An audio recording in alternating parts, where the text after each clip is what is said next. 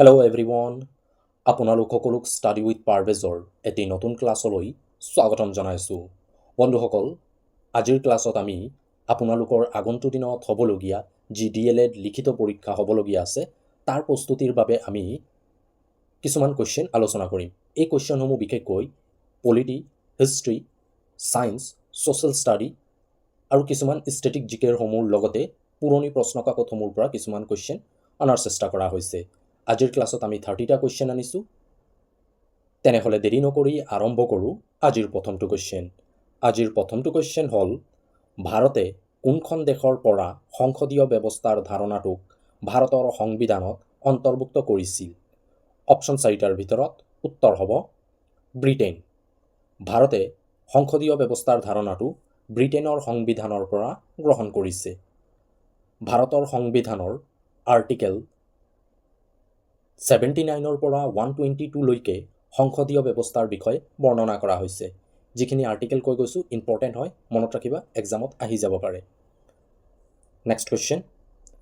Question number 2, অসমৰ সীমা তলৰ কোন দুখন বিদেশী ৰাষ্ট্ৰৰ সৈতে স্পৰ্শ কৰে?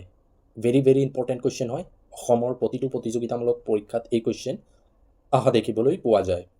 অপশ্যন 4টাৰ ভিতৰত উত্তৰ হ'ব অপশ্যন চি, অৰ্থাৎ বাংলাদেশ আৰু ভূটানৰ সৈতে অসমৰ সীমা স্পৰ্শ কৰে। Next question. Question number 3, Galilee এজন ইটালীৰ জ্যোতিৰ্বিজ্ঞানী। তেওঁ তলৰ কোনটো বিষয়ৰ আৱিষ্কাৰৰ সৈতে জড়িত আছিল? এই কুৱেশ্যনটো আমি পুৰণি প্ৰশ্নকাকতসমূহৰ পৰা আনিছোঁ। অপশ্যন 4টাৰ ভিতৰত উত্তৰ হ'ব অপশ্যন ডি, অৰ্থাৎ দূৰবীক্ষণ যন্ত্ৰৰ আৱিষ্কাৰৰ লগত জড়িত আছিল Galilee. Next question. Question number 4, তলৰ কোনজন স্বৰ্গদেউৰ আহোম নাম আছিল চুকাম্ফা? অপশ্যন 4টাৰ ভিতৰত উত্তৰ হ'ব অপশ্যন ডি, অৰ্থাৎ ৰুদ্ৰসিংহ। ৰুদ্ৰসিংহৰ আহোম নাম আছিল Chukampha. Next question. Question number 5, Chilika হ্ৰদ ভাৰতৰ কোনখন ৰাজ্যত অৱস্থিত? ভেৰি ভেৰি ইম্পৰ্টেণ্ট কুৱেশ্যন হয়। অপশ্যন 4টাৰ ভিতৰত শুদ্ধ উত্তৰ হ'ব অপশ্যন এ, অৰ্থাৎ উৰিষ্যা। চিল্কা হ্ৰদখন উৰিষ্যাত অৱস্থিত। Next question. কুৱেশ্যন নম্বৰ 6, ভাৰতৰ ৰাষ্ট্ৰপতিক শপত বাক্য কোনে পাঠ কৰোৱায়? ভেৰি ভেৰি ইম্পৰ্টেণ্ট কুৱেশ্যন হয়। অপশ্যন 4টাৰ ভিতৰত উত্তৰ হ'ব ভাৰতৰ উচ্চতম ন্যায়ালয়ৰ মুখ্য ন্যায়াধীশে ভাৰতৰ ৰাষ্ট্ৰপতিক শপত বাক্য পাঠ কৰোৱায়। শুদ্ধ উত্তৰ হ'ব অপশ্যন বি। ভাৰতৰ উচ্চতম ন্যায়ালয়ৰ যি মুখ্য ন্যায়াধীশ আছে তেওঁৱে ভাৰতৰ ৰাষ্ট্ৰপতিক শপত বাক্য পাঠ কৰোৱায়। Next question. Question number 7, Baishagu উৎসৱ কোন জনগোষ্ঠীয়ে উদযাপন কৰে? অপশ্যন 4টাৰ ভিতৰত শুদ্ধ উত্তৰ হ'ব অপশ্যন এ, অৰ্থাৎ বড়ো জনগোষ্ঠী। বড়ো জনগোষ্ঠীয়ে বৈশাগু উৎসৱ উদযাপন কৰে। Next question. Question number 8, Bhanumati উপন্যাসখনৰ ৰচক কোন আছিল? ভেৰি ভেৰি ইম্পৰ্টেণ্ট কুৱেশ্যন হয়।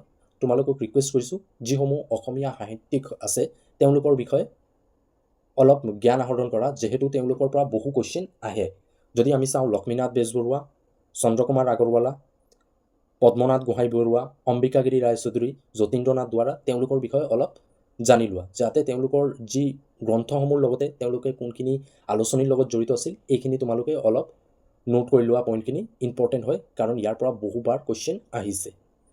অপশ্যন 4টাৰ ভিতৰত উত্তৰ হ'ব অপশ্যন চি, পদ্মনাথ গোহাঁই বৰুৱা আছিল ভানুমতী উপন্যাসখনৰ ৰচক, আৰু তেওঁ দুখন আলোচনীৰ সৈতে জড়িত আছিল। আৰু সেই দুখন আলোচনী কি কি হয় আপোনালোকে কমেণ্ট কৰি জনাবলৈ নাপাহৰিব। কুৱেশ্যন নম্বৰ 9, কোন প্ৰকাৰ তেজৰ গ্ৰুপক ইউনিভাৰ্চেল ডোনাৰ বুলি কোৱা হয়? ইম্পৰ্টেণ্ট কুৱেশ্যন হয়। অপশ্যন 4টাৰ ভিতৰত উত্তৰ হ'ব অপশ্যন ডি, অৰ্থাৎ গ্ৰুপ ডিক গ্ৰুপ অ'ক ইউনিভাৰ্চেল ডোনাৰ বুলি কোৱা হয়। গ্ৰুপ অ'ক ইউনিভাৰ্চেল ডোনাৰ বুলি কোৱাৰ কাৰণ হ'ল এই প্ৰকাৰ তেজ যিকোনো গ্ৰুপক দিয়া যায়, তাৰ বাবে তেওঁক ডোনাৰ বুলি কোৱা হয়। Next question. কুৱেশ্যন নম্বৰ 10, কোন চনত চাইমন কমিশ্যন ভাৰতত আহিছিল? অপশ্যন 4টাৰ ভিতৰত উত্তৰ হ'ব 1927 চনত, অৰ্থাৎ অপশ্যন বি, 1927 চনত চাইমন কমিশ্যন ভাৰতলৈ আহিছিল। আৰু এই কমিশ্যন অহাৰ মূল উদ্দেশ্য আছিল ভাৰতৰ যি ৰাজনৈতিক অৱস্থা সেই সময়ত পৰ্যালোচনা কৰাটোৱে চাইমন কমিশ্যনৰ মূল উদ্দেশ্য আছিল। কাৰণ ইয়াৰ আগত 1919 চনৰ যি আইনে ভাৰতীয় ৰাজনৈতিক ব্যৱস্থাত কেনেধৰণৰ প্ৰভাৱ বিস্তাৰ কৰিছে সেই বিবেচনা কৰাৰ বাবেই চাইমন কমিশ্যন 1927 চনত আহিছিল। ইম্পৰ্টেণ্ট হয়, ইয়াতো মনত থবা। যদি ক্লাছটো চাই ভাল পোৱা, ক্লাছটো লাইক কৰিবলৈ নাপাহৰিবা। আপোনালোকৰ এটা লাইকে আমাক মটিভেট কৰে এনেধৰণৰ ক্লাছসমূহ প্ৰস্তুত কৰাৰ বাবে। Next question number 11। উচ্চতম ন্যায়ালয়ৰ মুখ্য ন্যায়াধীশে কিমান বছৰ বয়সত অৱসৰ গ্ৰহণ কৰে? ভেৰি ইম্পৰ্টেণ্ট কুৱেশ্যন হয়, বহুবাৰ পৰীক্ষাত এই কুৱেশ্যন আহিছে। অপশ্যন 4টাৰ ভিতৰত উত্তৰ হ'ব অপশ্যন বি, অৰ্থাৎ 65 বছৰ বয়সত উচ্চতম ন্যায়ালয়ৰ মুখ্য ন্যায়াধীশে অৱসৰ গ্ৰহণ কৰে। ইয়াৰ পৰা আৰু এটা কুৱেশ্যনৰ আনচাৰ তোমালোকে মনত ৰাখিবা। যদি পৰীক্ষাত কুৱেশ্যন আহে উচ্চ ন্যায়ালয়ৰ মুখ্য ন্যায়াধীশে কিমান বছৰ বয়সত অৱসৰ গ্ৰহণ কৰে, উত্তৰ হ'ব 62। উচ্চ ন্যায়ালয় হ'লে 62 আৰু উচ্চতম ন্যায়ালয় হ'লে 65। Next question number 12। Reserve bank of India RBIৰ মুখ্য কাৰ্যালয় ক'ত অৱস্থিত? অপশ্যন 4টা যদি আমি চাওঁ, মুম্বাই, দিল্লী, চেন্নাই, কলকাতা। অপশ্যন 4টাৰ ভিতৰত উত্তৰ হ'ব অপশ্যন এ, অৰ্থাৎ RBIৰ মুখ্য কাৰ্যালয় মুম্বাইত অৱস্থিত। RBIৰ গঠন 1935 চনত হৈছিল। ক'ত হৈছিল RBIৰ গঠন? কলিকাতাত। আৰু RBIৰ মুখ্য কাৰ্যালয় ক'ত অৱস্থিত? মুম্বাই। Next question number 13। কামৰূপৰ কোনজন ৰজাই প্ৰথম অশ্বমেধ যজ্ঞ পাতিছিল? ভেৰি ইম্পৰ্টেণ্ট কুৱেশ্যন হয়। অপশ্যন 4টাৰ ভিতৰত উত্তৰ হ'ব মহেন্দ্ৰ বৰ্মন। মহেন্দ্ৰ বৰ্মনে কামৰূপত প্ৰথমবাৰৰ বাবে অশ্বমেধ যজ্ঞ পাতিছিল আৰু তেওঁ আছিল বৰ্মন বংশৰ এজন ৰজা। Next question number 14। কোন চনত মাজুলী চুক্তি স্বাক্ষৰ কৰা হৈছিল? অপশ্যন 4টাৰ ভিতৰত শুদ্ধ উত্তৰ হ'ব অপশ্যন বি, অৰ্থাৎ 1563 চনত মাজুলী চুক্তি স্বাক্ষৰ কৰা হৈছিল। মাজুলী চুক্তি কাৰ কাৰ মাজত হৈছিল যদি পৰীক্ষাত কুৱেশ্যন আহে, উত্তৰ হ'ব আহোম আৰু কোচ সকলৰ মাজত এই মাজুলী চুক্তি স্বাক্ষৰ কৰা হৈছিল। নেক্সট কুৱেশ্যনটো আমি চাওঁ। Question number 15। কোনে ৰামায়ণ অসমীয়ালৈ অনুবাদ কৰিছিল? ইম্পৰ্টেণ্ট কুৱেশ্যন হয়। অপশ্যন 4টাৰ ভিতৰত শুদ্ধ উত্তৰ হ'ব অপশ্যন চি, অৰ্থাৎ মাধৱ কন্দলীয়ে ৰামায়ণখন অসমীয়ালৈ অনুবাদ কৰিছিল। Next question number 16। উত্তৰ গোলাৰ্ধত বছৰৰ আটাইতকৈ দীঘল দিন কোনটো হয়? অপশ্যন 4টাৰ ভিতৰত শুদ্ধ উত্তৰ হ'ব অপশ্যন বি, অৰ্থাৎ 21 জুন উত্তৰ গোলাৰ্ধত বছৰৰ আটাইতকৈ দীঘল দিন হয়, 21 জুন। Next question number 17। ভাৰতৰ সংবিধানৰ কোনটো অনুচ্ছেদত শিক্ষাৰ লগত জড়িত হয়?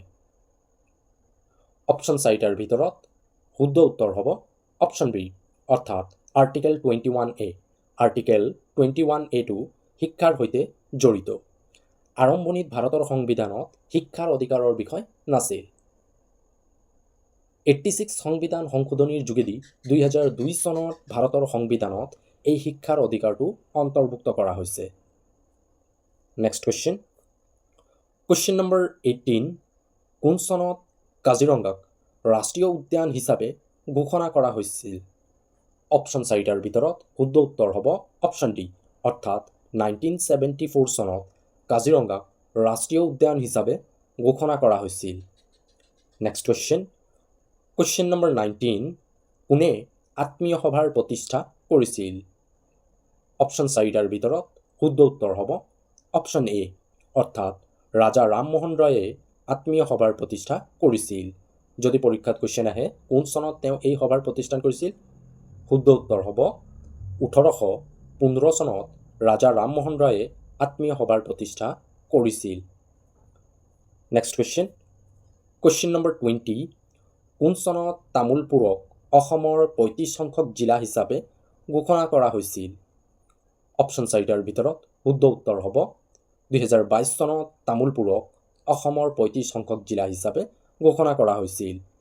2022 চনৰ 22 নাইবা 23 দুটা ডেট দিয়া আছে, তো তোমালোকে চেক কৰি ল'বা। কিছুমান বুকত আমি পাইছোঁ 2022 আৰু কিছুমান চ'ৰ্চতো আমি পাইছোঁ 2023। যদি এক্সামত দুটা ডেট দিয়া নাথাকে, এটাই ডেট দিয়া থাকিব। যদি ডেটৰ অপশ্যন দিয়া থাকে 22 নাইবা 23 জানুৱাৰী 2022 চনত তামোলপুৰক অসমৰ 35 সংখ্যক জিলা হিচাপে ঘোষণা কৰা হৈছিল। নেক্সট কুৱেশ্যন নম্বৰ 21, গুপ্ত বংশৰ কোনজন ৰজাই বিক্ৰমাদিত্য উপাধি গ্ৰহণ কৰিছিল? অপশ্যন 4টাৰ ভিতৰত শুদ্ধ উত্তৰ হ'ব অপশ্যন চি, অৰ্থাৎ দ্বিতীয় চন্দ্ৰগুপ্ত। গুপ্ত বংশৰ ৰজা দ্বিতীয় চন্দ্ৰগুপ্তই বিক্ৰমাদিত্য উপাধি লৈছিল।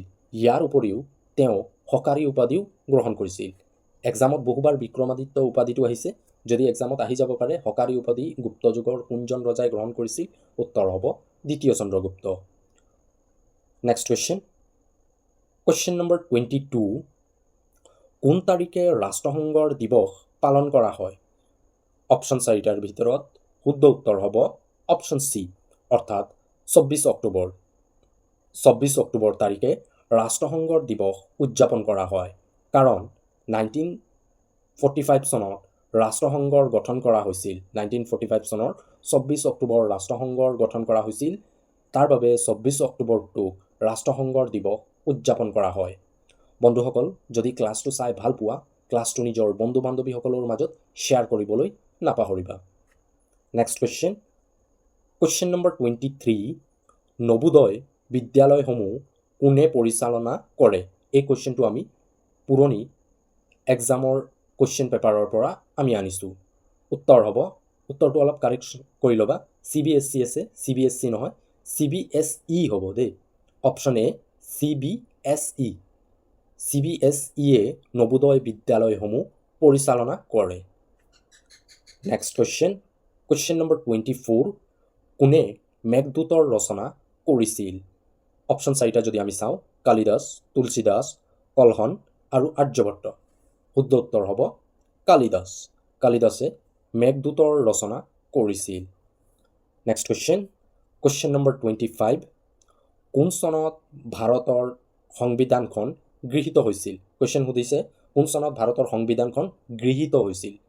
কাৰ্যকাৰী বুলি সোধা নাই। অপশ্যন 4টাৰ ভিতৰত উত্তৰ হ'ব অপশ্যন চি, অৰ্থাৎ 1949 চনত ভাৰতৰ সংবিধানখন গৃহীত হয়। যদি ডেটটো সোধে 26 নৱেম্বৰ 1949 চনত ভাৰতৰ সংবিধানখন গৃহীত হৈছিল আৰু কাৰ্যকাৰী হৈছিল 1950 চনৰ 26 জানুৱাৰী। এই দুটাত বহু কনফিউজ হয়। বহুবাৰ এনেকৈ এক্সামত কুৱেশ্যন আহি যায়, আমি এক্সামৰ প্ৰেছাৰত এনেধৰণৰ কুৱেশ্যনসমূহ ভুল কৰি আহোঁ। তো একেবাৰে সকলোৱে মনত ৰাখিব চেষ্টা কৰিবা, 1949ৰ 26 নৱেম্বৰ সংবিধানখন গৃহীত হৈছিল আৰু কাৰ্যকাৰী হৈছিল 1950ৰ 26 জানুৱাৰী। নেক্সট কুৱেশ্যন নম্বৰ 26, তলৰ কোনটো আন্দোলনৰ সৈতে জড়িত আছিল দাণ্ডি যাত্ৰা?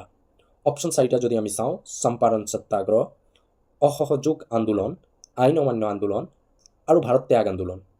কাৰণ যি মহাত্মা গান্ধীৰ দাণ্ডি যাত্ৰা হৈছিলে তাৰ পৰৱৰ্তী সময়তে আইন অমান্য আন্দোলনৰ আৰম্ভণি হৈছিল। তো আমি ক'ব পাৰোঁ অপশ্যন চি, অৰ্থাৎ আইন অমান্য আন্দোলন। নেক্সট কুৱেশ্যন নম্বৰ 27, কোন চনত কোঠাৰী আয়োগৰ গঠন কৰা হৈছিল? অপশ্যন 4টাৰ ভিতৰত শুদ্ধ উত্তৰ হ'ব অপশ্যন ডি, অৰ্থাৎ 1964। 1964 চনত কোঠাৰী আয়োগৰ গঠন কৰা হৈছিল।